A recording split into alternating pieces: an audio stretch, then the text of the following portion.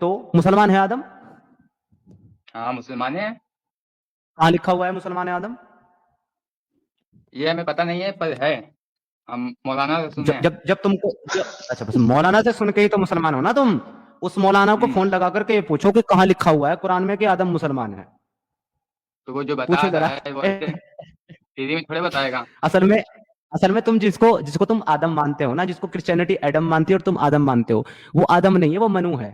ठीक है? और वो मनु वाकई हमारे राम के पूर्वज हैं, मनु, हाँ वो वाकई हमारे राम के पूर्वज हैं।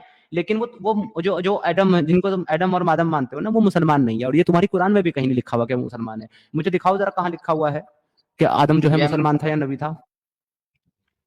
हम्म, तो जब तुमको पता ही नहीं है, सुनो, जब तुमको पता ही नहीं है तो फिर मान कैसे रहे हो? बिना नॉलेज के मान रहे हो, बिना जानकारी के मान रहे हो ऐसे ही।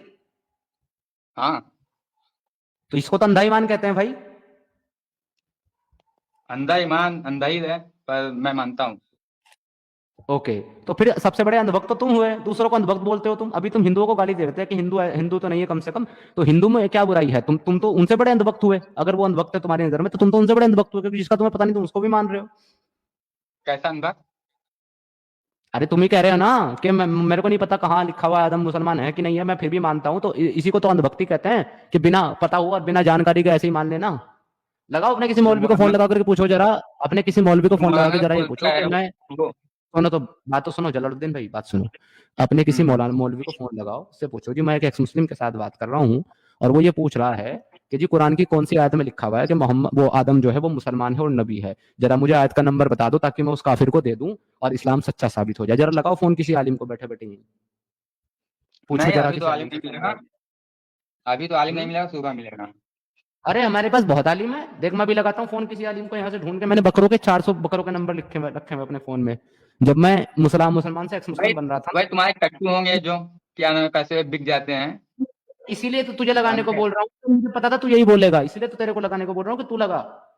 हाँ तो तुम लोग रात में क्यों लाए बात, दिन में आओ ना। क्यों? दिन में क्या हो जाता है? दिन में अच्छा दिखता अरे है। दिन में आओगे तो हम पूछ कर बताएंगे ना, हमारे यहाँ मौलाना रहेगा और मौलाना के साथ हम बैठकर बात करेंगे। अब रात को अरे तो हम। अरे तो तुम एक काम करो ना, सुनो, तुम एक काम करो ना। आज तुमने मेरे हम्म, से बात कर ली, कल दिन में तुम मौलाना के पास जाना और फिर पूछ करके अगले दिन वो जो है मंडे को आ जाना मेरे पास, पूछ करके मौलाना से आयत कि कौन सी आयत में लिखा है कि आदम मुसलमान और नबी है। सही हो गया? हम्म, चल ठीक है। सही हो गया। हाँ, तो जब हम्म, तक जब तक ये चीज तुम लेकर के नहीं आते, तब तक ये दावा नहीं कर सकते तुम कि तुम इसलिए इसलिए फक्र करते हो। अब मुझे दूसरी कोई वजह बताओ जिसपे तुम्हें मुसलमान होने पे प्राउड है या फक्र है। ऐसी कौन सी और तुम्हारे अंदर खास बात है जिसपे तुम्हें फक्र है मुसलमान होने पे? बताइए।